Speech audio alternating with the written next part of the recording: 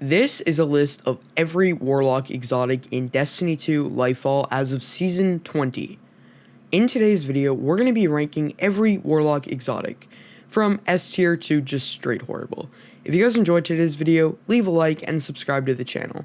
With that being said, let's hop right in today's video. The way we're going to be doing this tier list, I'll first cover the ranking system. S being absolutely insane, like you're going to want to use it right away. A tier being, it's fairly decent, but fell short of being S tier.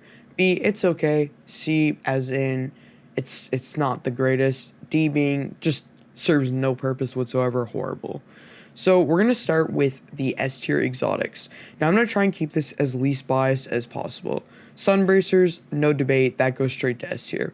This exotic has had a rise of usage with the new season release in the recent month. Now, honestly, 10 discipline, solar grenades, spam nades every 5 seconds at the cost of a melee kill. This right here belongs in S tier.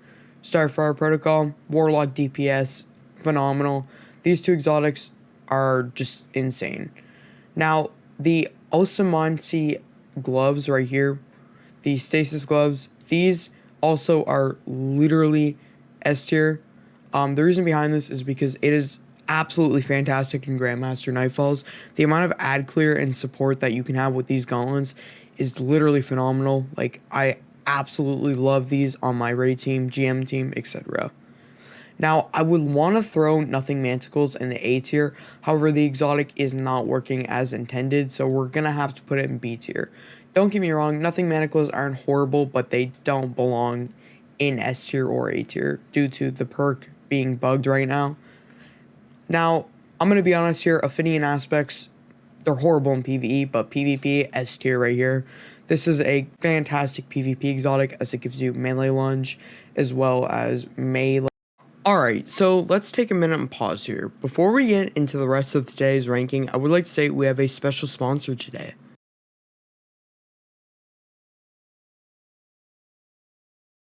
I would like to recommend you a great service. Diving.net, you can find teams to complete different activities like raids, dungeons, trials of stars, exotic farms, and many more.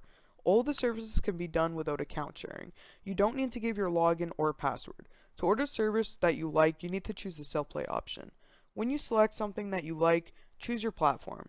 In this case, if you play on PC, select PC. From here, to choose the self-play option, go all the way down and then click self-play. After you're satisfied with what you're going to purchase, add to cart, and then click purchase.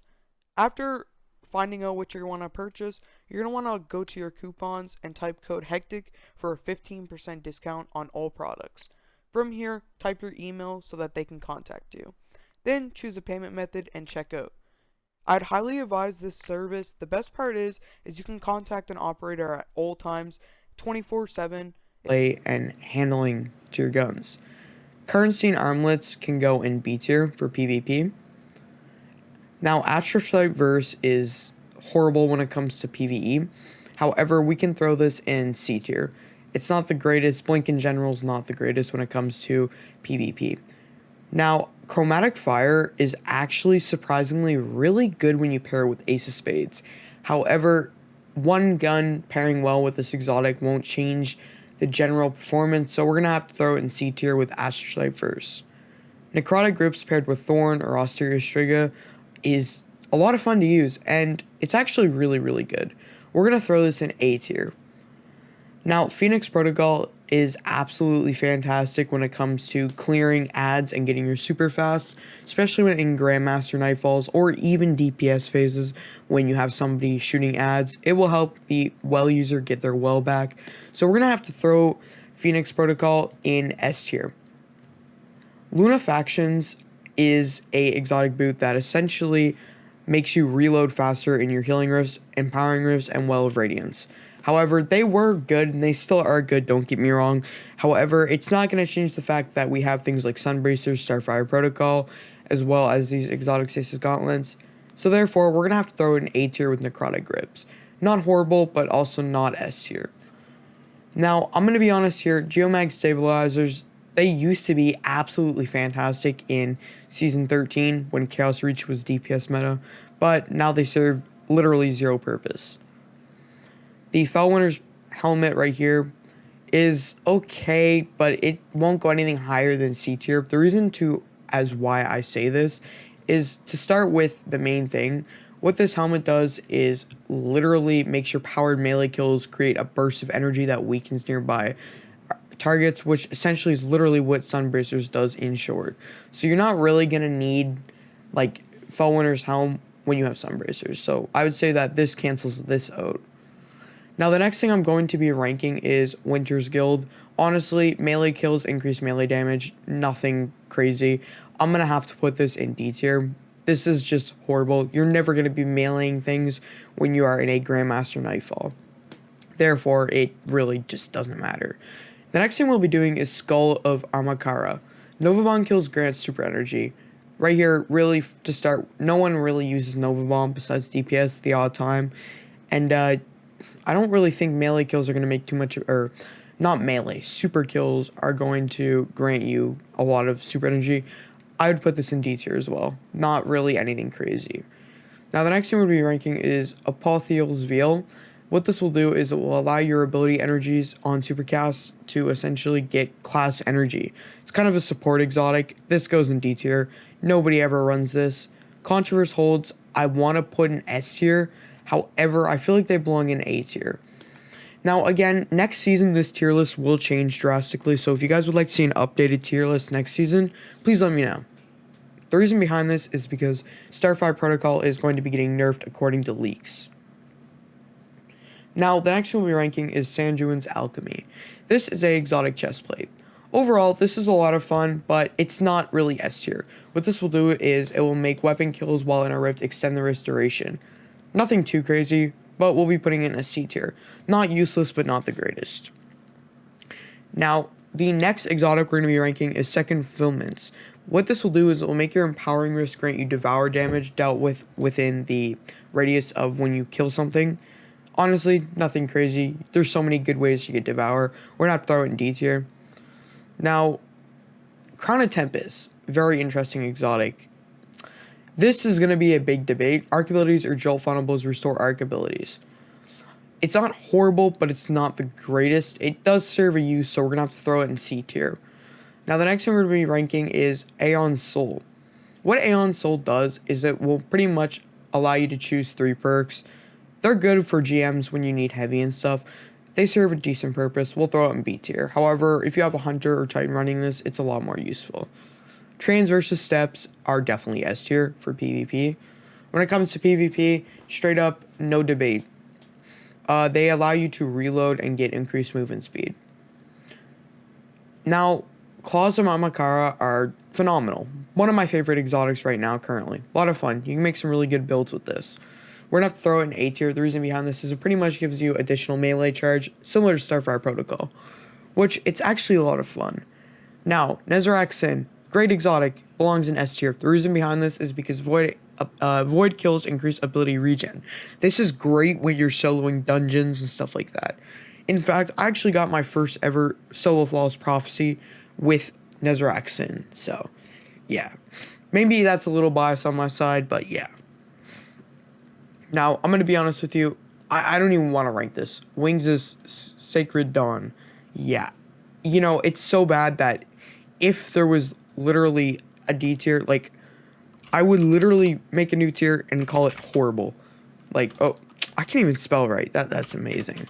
Horrible. But, pretend this is just for Sacred Dawn. We're going to have to put that in there. Ignore this stuff right here. That's just for this. The next thing we're going to be ranking is the Fallen Sunstar. Improves ionic traces. This, not horrible, not the greatest. We're going to throw in B tier. Serves more of a use than these exotics.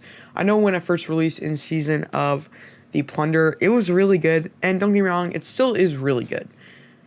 Dawn Chorus is, honestly, everybody forgot about it. Improves scorch effects on Daybreak projectiles. Dawn Chorus, just horrible. It really doesn't serve too much of a purpose. Now, on the other hand, when we pair something with Boots of the Assembler and Lumina, we get a really, really good damage and healing buff. This belongs in B tier. If you don't know why, I'll link a video in the description below where you can see. Stag, no, just, I would make a separate tier for this, just like 2 times horrible. The next thing we're going to be ranking is Storm Dancer's Brace, another exotic, literally everyone forgot about it. Each target you defeat with Storm Trance increases damage you deal with it, and refunds super energy when Storm Trance ends. No one uses Storm Trance in PvE. Maybe in PvP, but no. This is just horrible. Now, when we think about it, we got Bolador's Wraith Weavers. Winter's Wrath Shockwaves deals extra damage and buffs allies. Me personally, I haven't messed around with this too much, but from what I've heard, C tier. Gateway Artist. Now, these are absolutely phenomenal for things like PvP and PvE in some scenarios. We're going to be throwing this in B tier. Not horrible, but not the greatest. Now, on the other hand, I really wish I could rank these higher, but I just don't see why I should. Rain of Fire. Good in PvP, but not in PvE whatsoever.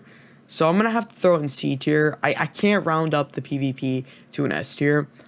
Now, we're going to be ranking Swarmers. Swarmers essentially causes threatenings to spawn, tangles, and unravels targets. This can go in A tier. Really fun exotic to use. And it's actually good. Promethean Spur. Creates combination of healing and powering rifts. Overhyped exotic. No one uses it. Now, on the other hand, one of my favorite builds actually with Verity's Brew. Energy weapons kills boost grenade damage. I'm going to throw this in A tier. I really like this thing, and this is, again, really biased, but it's really good. I have another world. It's okay, B tier. Now, these two chest plates, just to be 100% honest with you, I forgot what one of these things do, because Mantle of Battle Harmony. Gain super energy on weapon takedowns. So you're going to gain super energy when defeating enemies here. Just nothing crazy.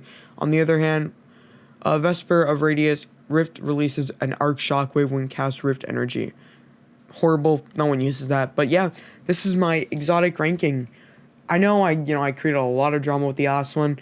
I tried to make it less biased. But yeah, if you guys enjoyed today's video, let me know in the comment section. Have a great rest of your day. Stay safe out there, Guardians. Peace.